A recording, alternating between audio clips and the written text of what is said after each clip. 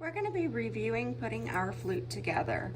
This would mean that we've already practiced with the head joint, we've practiced blowing across, making sure that our instrument is over our right shoulder. So this is our right, this is our left, and we've been practicing blowing across the hole, not down into it.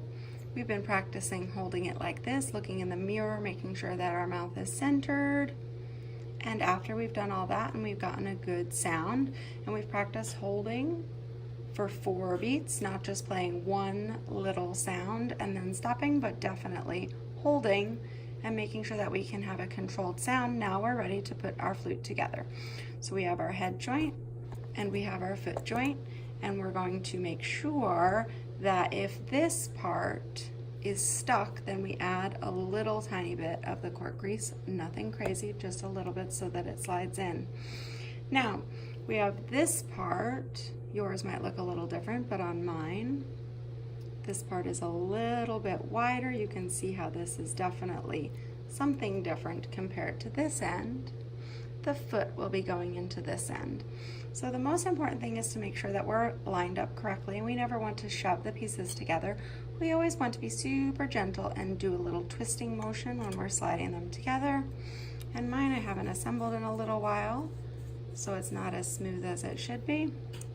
But we're gonna make sure that we have our mouthpiece looking directly down to our keys, and we can see that on the back there's not as many keys.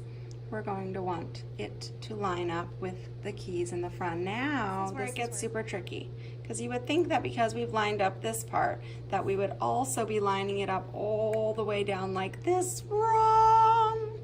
These keys do not line up exactly, because if you are going to play, you wouldn't really be able to reach the pinky keys with your pinky if it was in a straight line. So it should be tilted so that the foot joint is lined up with this rod going almost to the center of these keys, and the same with this. Do you see how it's not quite straight? It's a little off center, and you'll find what works best. So now your flute should look like this.